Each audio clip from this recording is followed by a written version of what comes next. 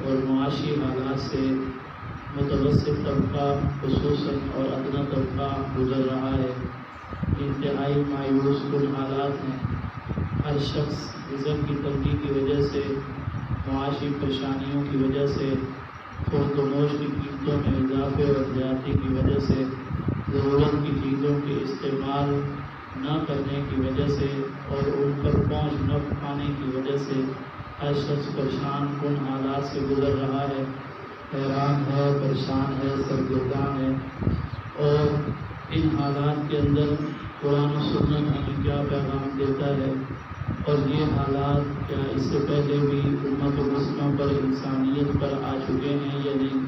اس کے بارے میں 2-3 باتیں عرض کروں گا۔ اللہ تبارک و تعالیٰ ہمیں سمجھ کر عمل کرنے کی توفیق نصیب فرمائے۔ پہلی بات تو یہ ہے کہ جن حالات سے اس وقت ملک عظیم پاکستان کی عوام خصوصاً اور دنیا میں بے مہنگائی کی وجہ سے لوگ جینے کو ترجیح دینے سے زیادہ مرنے کو ترجیح دینا چاہتے ہیں اور مرنے کو پسند کر رہے ہیں، یہ حالات اس سے پہلے بھی انسانیت اس سے دوچار ہو چکی ہے۔ حضور نبی کریم سنن ابی داؤد، سنن ترمذی کی روایت ہے، حضور نبی کریم صلی اللہ علیہ وسلم کے پاس صحابہ کی ایک جماعت آئی اور آ کر عرض کیا، یا رسول اللہ صلی اللہ علیہ وسلم، جو چیزوں کی قیمتیں ہیں وہ اس قدر بڑھ گئی ہیں کہ ہم ان کو استعمال کرنے سے بھی قاصر ہیں، یہاں تک کہ کھانے پینے کی چیزوں کی قیمتیں بھی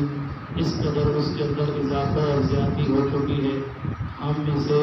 ادنیٰ طبقہ کے لوگ اس کو استعمال نہیں کر پا رہے۔ آپ مہربانی فرمائیے، شفقت فرمائیے، ان چیزوں کی جو قیمتیں ہیں ان کو متعین فرما دیجیے تاکہ ان پر ہر ایک شخص کی پہنچ ہو سکے۔ آپ صلی اللہ علیہ وسلم نے انکار فرمایا اور فرمایا کہ میرے صحابہ، رزق کی تنگی اور رزق کی فراوانی یہ اللہ تبارک و تعالیٰ کرتے ہیں،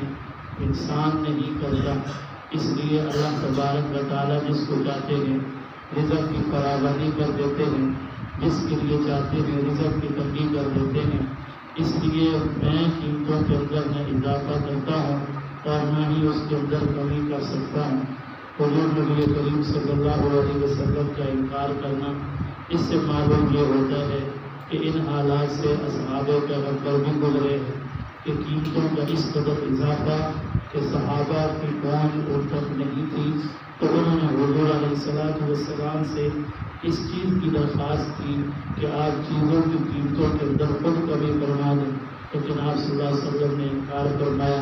عہد نبوی کے بعد خلفاء کے دور میں بھی انسانیت کے حالات اور واقعات سے گزری، اس پر بہت سی مثالیں ہیں، یہاں تک کہ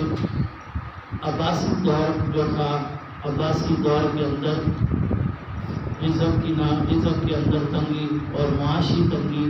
اور خورد و نوش کے سامان میں قیمتوں کا اضافہ اس قدر اور خطرناک تھا کہ حالات یہاں تک پہنچ چکے تھے کہ لوگ خورد و نوش کا سامان بھی نہیں لے پاتے تھے، اور جب سامان ختم ہو گیا، مہنگائی بہت زیادہ ہو گئی، تو لوگوں نے علاقے کے اندر بلیوں اور کتوں کو پکڑ کر کھانا شروع کر دیا، یہاں تک کہ شہر کے اندر جب کتے اور بلیاں ختم ہونے لگی تو لوگوں نے باہر سے لا کر ان کو 5 دراہم کے اندر ان کو فروخت کیا، لوگ ان کو بھی نہ دے پاتے۔ پھر حالات یہاں تک پہنچے عباسی دور کے اندر، تو لوگ پھر یہاں تک پہنچے حالات کہ ایک دوسرے کو پکڑ کر کھانے لگے، آدم خور بن گئے۔ تاریخ کے اندر علامہ قزوینی نے لکھا ہے کہ یہاں تک کہ لوگ اپنی چھتوں پہ بیٹھ جاتے، رسی لے کر اور ایک آنکڑا لے کر، راستے سے گزرنے والا جو گزرتا تو آنکڑا مار کر رسی کے ذریعے سے اس کو چھت پر کھینچ لیتے اور اس کو کھا لیتے۔ یہاں تک کہ عباسی دور کا جو سلطنت کا بادشاہ تھا، اس نے اپنے محل کے جتنا بھی سامان تھا سارے کا سارا فروخت کر دیا، اور فروخت کرنے کے باوجود بھی اس کی رزق کی تنگی ختم نہ ہوئی، معاشی تنگی ختم نہ ہوئی۔ مستنصر باللہ جو اس وقت کا بادشاہ تھا، وہ تخت پر نہیں بیٹھا کرتا تھا بلکہ اپنے محل کا سارا سامان بیچنے کے بعد زمین پر چٹائی بچھا کر بیٹھا کرتا تھا تاریخ کی کتابوں کے اندر لکھا ہے مستنصر باللہ کا ایک وزیر تھا. ان حالات و واقعات کے اندر جب ہر طرف بات سالی تھی، معاشی تنگی تھی، تو وہ بادشاہ سے ملاقات کرنے کے لیے ایک گدھے پر سوار ہو کے آیا. تو لوگوں نے اسے گدھے کو کھینچ لیا اور اس کی سواری گدھے کو کھا لیا. جب اس سے بھی ان کی بھوک نہ ملی تو انہوں نے وزیر ہی کو قتل کر کے کھا گئے. یہاں تک کہ حالات اور پھر بھی ان کی بھوک نہیں ملی، یہاں تک کہ ان کے رزق کی فراوانی نہیں ہوئی، معاشی تنگی یہاں تک پہنچ چکی تھی. تو یہ جو حالات، قیمتوں کا بڑھ جانا، معاشی تنگی کا ہو جانا، رزق کا کم ملنا اور قیمتیں اس قدر ہو جانا کہ انسان کی پہنچ سے باہر ہوں، یہ حالات پہلی دفعہ انسانیت پر نہیں آئے ہیں، بلکہ ایسے حالات انسانیت پر پہلے بھی آئے ہیں اور آتے رہتے ہیں. اب سوال یہ ہے کہ انسانیت پر اگر ایسے حالات، پہلا سوال یہ ہے کہ آتے کیوں ہیں؟ تو علماء نے قرآن و سنت کا مطالعہ کیا جائے تو پتہ چلتا ہے کہ ایسے حالات انسان پر اللہ تبارک و تعالیٰ ارشاد فرماتے ہیں ظہر الفساد فی البر والبحر بما کسبت ایدی الناس لیذیقہم بعض الذی عملوا لعلہم یرجعون. کہ جب تم بحر اور بر کے اندر ہر طرف فساد ہی فساد دیکھو، لوگوں کو حیران و پریشان اور سرگرداں دیکھو، تو سمجھ لو یہ تمہارے اپنے ہاتھوں کی کمائی ہے. اللہ کسی بھی انسان پر ظلم نہیں کرتا. حضور نبی کریم صلی اللہ علیہ وسلم نے ارشاد فرمایا، سنن ابن ماجہ کی روایت ہے، ان الرجل لیحرم الرزق، اللہ تبارک و تعالیٰ کسی انسان کو اس کے دیے جانے والے رزق سے محروم کرتے ہیں بالذنب یصیبہ، اس وجہ سے کہ وہ شخص گناہ کے اندر مبتلا ہوتا ہے. بعض اوقات انسان کو اپنے گناہوں کی وجہ سے اس کو ملنے والے رزق سے محروم کر دیا جاتا ہے. لا ينقص المکیال والمیزان، اللہ کے پیغمبر صلی اللہ علیہ وسلم نے ارشاد فرمایا تم ناپ اور تول کے اندر کمی نہ کیا کرو. جب تم ناپ اور تول کے اندر کمی کرو گے تو اللہ تبارک و تعالیٰ اس کی وجہ سے تمہارے رزق کو کم کر دے گا، تم پر معاشی تنگی کر دے گا، تم کو سالیوں کے اندر مبتلا کر دے گا. عام طور پر ہمارے ذہن کے اندر یہ بات ہوتی ہے کہ ناپ تول کے اندر کمی کا مطلب یہ ہے کہ جب ہم کسی ترازو پر وزن کریں کسی چیز کا تو اس کے اندر مکمل وزن کریں، یہ ظاہری معنی ہے. لیکن علماء محدثین نے لکھا ہے ناپ تول کے اندر کمی کا مطلب یہ بھی ہے کہ کوئی بھی معاملہ ہے اس معاملے کے اندر عدل و انصاف کو قائم رکھنا، یہ قرآن و سنت کے مطابق ہے. اگر اس کے اندر عدل و انصاف سے تھوڑا بھی ہٹا گویا کہ اس نے ناپ تول کے اندر کمی کر دی ہے. اور جب ناپ تول کے اندر کمی کی جائے گی، میرے اور آپ کے پیغمبر صلی اللہ علیہ وسلم نے ارشاد فرمایا اس انسان کے ناپ تول پر کمی کی وجہ سے اللہ تبارک و تعالیٰ لوگوں کو قحط سالی کے اندر مبتلا کر دے گا، ان پر معاشی تنگی کو نازل کر دے گا. اسی طرح حضور صلی اللہ علیہ وسلم نے ارشاد فرمایا لا یمنع الزکوٰۃ، تم اپنی زکوٰۃ کو نہ روکو. جب تم اپنی زکوٰۃ کو روکنے لگو گے اللہ تبارک و تعالیٰ تم پر بارش کو بند کر دے گا. جب تم پر بارش کو بند کر دے گا پھر زمین کے وہ خزانے جو رزق کے خزانے ہیں تم ان سے ہمیشہ ہمیشہ کے لیے محروم کر دیے جاؤ گے. ایک حدیث کے اندر آتا ہے حضرت وابن بن منبع فرماتے ہیں اللہ تبارک و تعالیٰ نے قوم بنی اسرائیل کی طرف یہ وحی فرمائی اور فرمایا کہ بنی اسرائیل کے لوگوں میں جب تم لوگ میری اطاعت کرتے ہو تو میں راضی ہوتا ہوں، اور رضیت بالبرکۃ، اور جب میں تم پر راضی ہوتا ہوں تو پھر اپنی برکتوں کے خزانے تم پر کھول دیتا ہوں، اور جب میں برکتوں کے خزانے تم پر کھولتا ہوں تو میرے برکت کی کوئی انتہا نہیں رہتی. اور فرمایا کہ جب تم میری نافرمانی کرتے ہو تو پھر میں تم پر غضبناک ہوتا ہوں، اور جب میں تم پر غضبناک ہوتا ہوں تو پھر میں تم پر لعنت کرتا ہوں. اور یاد رکھنا میری لعنت کسی بھی انسان پر، کسی بھی قوم پر، کسی بھی بندے پر اس کی 7 نسلوں تک اس کا اثر جاتا ہے. حضور نبی کریم صلی اللہ علیہ وسلم نے ارشاد فرمایا دنیا کے اندر انسان کی بدبختی کے لیے یہی کافی ہے کہ وہ بندہ اللہ تعالیٰ کی لعنت کا مستحق بن جائے، اور آخرت کے اندر جس بندے جو بندہ دنیا کے اندر اللہ تبارک و تعالیٰ کی لعنت کا مستحق بنا ہوگا وہ انسان کبھی بھی جہنم سے نہیں بچ سکتا۔ تو میرے بھائیوں، ان تمام روایات کو آپ صلی اللہ علیہ وسلم کے فرمودات کو دیکھا جائے تو معلوم یہ ہوتا ہے کہ یہ جو معاشی تنگی حالات و واقعات اس وقت ہم پر آ چکے ہیں اس کی کوئی اور وجہ نہیں، صرف اور صرف وجہ یہ ہے ہماری نافرمانیاں ہیں، ہمارے گناہ ہیں، ہماری معصیتیں ہیں، اللہ تبارک و تعالیٰ کی ناراضگی ہے۔ ہمیں یہ نظر آتا ہے حکومت ہم پر ظلم کر رہی ہے، ہمیں یہ نظر آتا ہے کہ بڑے عہدے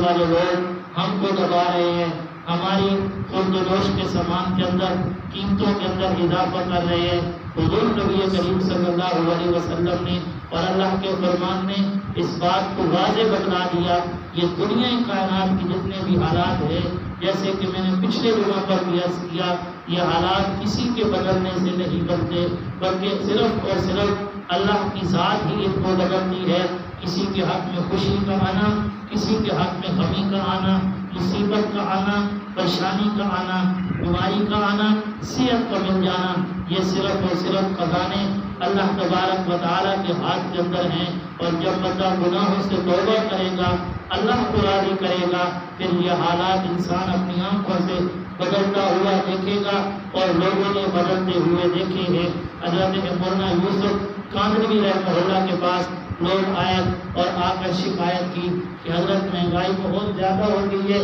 یہاں تک کہ سامان کو خریدنا ہمارے لیے مشکل ہو چکا ہے، دعا فرمائیں۔ آپ نے فرمایا کہ بات یہ ہے اللہ تبارک و تعالیٰ کے دربار میں انسان اور یہ دنیا کی جتنی چیزیں ہیں یہ ترازو کے دو پلڑے ہیں، ایک پلڑا انسان ہے، دوسرے پلڑے دنیا کی چیزیں ہیں۔ جب انسان کی قیمت اللہ تبارک و تعالیٰ کے ہاں ایمان کی وجہ سے، اعمال کی وجہ سے زیادہ ہوتی ہے تو انسان اللہ تعالیٰ کے ہاں بھاری ہوتا ہے، تو یہ پلڑا جھک جاتا ہے، اور چیزوں کی قیمتوں والا جو پلڑا ہے وہ ہلکا ہونے کی وجہ سے اٹھ جاتا ہے۔ قیمتوں کے اندر زیادتی کا ہونا یہ انسان کے قیمتی ہونے کی، انسان کے بے قیمت ہونے کی دلیل ہے کہ انسان اللہ تبارک و تعالیٰ کے ہاں بے قیمت ہو چکا ہے۔ اور فرمایا کہ جب انسان اپنے گناہوں کی وجہ سے، معصیت کی وجہ سے، اللہ تبارک و تعالیٰ کی ناراضگی کی وجہ سے اللہ کی نگاہ کے اندر بے قیمت ہو جاتا ہے، پھر اس کا پلڑا ہلکا ہونے کی وجہ سے اٹھ جاتا ہے، اور چیزوں والا پلڑا اللہ کے ہاں جھک جاتا ہے، اور پھر قیمتوں کے اندر اضافہ ہوتا ہے، معاشی تنگی ہوتی ہے، سالیوں کا سیلاب آتا ہے، انسان کے لیے ایسے حالات واقعات آ جاتے ہیں کہ پھر انسان کو ایک وقت کا کھانا ملنا بھی میسر نہیں آتا۔ جیسے میں نے شروع کے اندر کہا، عباسی دور کے اندر حالات یہاں تک پہنچے کہ لوگوں نے لوگوں کو کھانا شروع کر دیا۔ وہ وزیر جو بادشاہ کو ملنے کے لیے آیا، لوگوں نے بھوک کی وجہ سے، کاٹ سالی کی وجہ سے اس کی سواری گدھے کو بھی کھا لیا، اور خود وزیر کو قتل کر کے اس کو کھا گئے۔ وجہ کیا تھی؟ بھوک اس قدر تھی، کاٹ سالی اس قدر تھی، کوئی بھی چیز کھانے کو نہیں ملتی تھی۔ حضور نبی کریم صلی اللہ علیہ وسلم نے فرمایا جب گناہ عام ہو جائیں گے، معصیتیں عام ہو جائیں گی، پھر اس طرح کی ہلاکتیں، عذابات، حالات و واقعات اللہ انسانیت پر لاتے ہیں۔ کیوں لاتے ہیں؟ اس کی ایک مثال میں پہلے بھی کئی بار عرض کر چکا ہوں کہ ایک مثال سے علماء نے اس بات کو سمجھایا ہے کہ وہ ایک انجینئر، ایک مستری جو کیا ہے 10ویں منزل کی چھت پہ کھڑے ہو کر نیچے کھڑے ہوئے اپنے مزدور کو بلا رہا ہے، لیکن بلانے کا انداز اس کا یہ تھا کہ پہلے اس نے اپنے 10 روپے کا نوٹ نیچے پھینکا، مزدور کے پاس پہنچا، اس نے زمین سے اٹھایا، اس کو دولا کیا، جیب کے اندر ڈال لیا، دیکھا ہی نہیں کہ کہاں سے آیا۔ پھر اس نے 50 کا نوٹ نیچے پھینکا، اس نے 50 کا بھی اٹھایا، اس کو دولا کیا، جیب کے اندر ڈال لیا۔ پھر اس نے 100 کا نوٹ پھینکا، اس نے 100 کا نوٹ بھی اٹھایا، جیب کے اندر ڈال لیا۔ پھر اس نے 500 کا پھینکا، اس کے ساتھ اس نے وہی معاملہ کیا، اٹھایا، دولا کیا، جیب کے اندر ڈال لیا۔ اب مستری 10ویں منزل پر کھڑا ہے، مزدور نیچے زمین پر کھڑا ہے، اس نے اس کو بلانا ہے۔ اب اس نے پہلا یہ طریقہ اختیار کیا، لیکن مزدور نے اوپر دیکھا ہی نہیں کہ مجھے غلام ہو رہا ہے، میرے اوپر انعام کون کر رہا ہے۔ اچانک اس نے ایک اینٹ کا ٹکڑا اٹھایا اور اٹھا کر اس کے سر کے اندر مارا۔ جب اس کو تکلیف ہوئی فوراً اوپر دیکھا تو اس نے کہا کہ اوپر آؤ۔ علماء نے یہ مثال بڑی عجیب دی ہے، کہا کہ جب بندے پر انعامات کی فراوانیاں ہوتی ہیں، رزق کی فراوانیاں ہوتی ہیں، پھر وہ اس کی طرف دیکھتا ہی نہیں ہے کہ وہ کیا چاہتا ہے، اس کا شکر ادا کرنے کے لیے تیار نہیں ہے۔ جب مصیبت آتی ہے، پریشانیاں آتی ہیں، پھر ہم اس کی طرف متوجہ ہوتے ہیں۔ لیکن افسوس کن بات یہ ہے، آج ہم جس حالات سے گزر رہے ہیں، حالات دیکھنے کے باوجود، واقعات سے گزرنے کے باوجود، معاشی تنگیوں کے باوجود، بیماریوں میں مبتلا ہونے کے باوجود، پھر بھی اس کی طرف متوجہ نہیں ہوتے۔ فَقُلْ اسْتَغْفِرُوا رَبَّكُمْ إِنَّهُ كَانَ غَفَّارًا يُرْسِلِ السَّمَاءَ عَلَيْكُمْ مِدْرَارًا وَيُمْدِدْكُمْ بِأَمْوَالٍ وَبَنِينَ وَيَجْعَلْ لَكُمْ جَنَّاتٍ وَيَجْعَلْ لَكُمْ أَنْهَارًا۔ اللہ تبارک و تعالیٰ فرماتے ہیں کہ اگر تمہیں اپنے مال کے اندر فراوانی چاہیے، اپنی رزق کے اندر فراوانی چاہیے، تو پھر میرے دربار کے اندر آؤ، استغفار کرو، اپنے گناہوں سے توبہ کرو۔ جب تم اپنے گناہوں سے توبہ کرو گے، استغفار کثرت کے ساتھ کرو گے، تو میرے خزانوں کے اندر کبھی کمی نہیں آئی، میرے خزانے کبھی کم نہیں ہوئے۔ میں تو اپنے بندوں پر لٹانے کے لیے تیار ہوں، لیکن کوئی مجھ سے لینے والا ہو۔ جب تم لوگ استغفار کرو گے، رزق وہی ہے جو میں نے تمہارے لیے لکھ دیا ہے، پھر میں اس کے اندر برکتوں کو ڈال دوں گا، قیمتوں کو کم کر دوں گا۔ تمہارے لیے جو حالات اور مہنگائی، معاشی کی تنگی ہوگی، اس کے اندر فراوانی کر دوں گا۔ پہلی چیز اللہ تبارک و تعالیٰ نے فرمائی کہ سب سے پہلی بات آدمی گناہوں کو چھوڑے، دوسری بات اللہ تبارک و تعالیٰ کی حضور توبہ کرے، استغفار کرے۔ اللہ تبارک و تعالیٰ کے محبوب پیغمبر صلی اللہ علیہ وسلم نے ارشاد فرمایا، کوئی بھی چیز نہیں ہے جو انسان کی تقدیر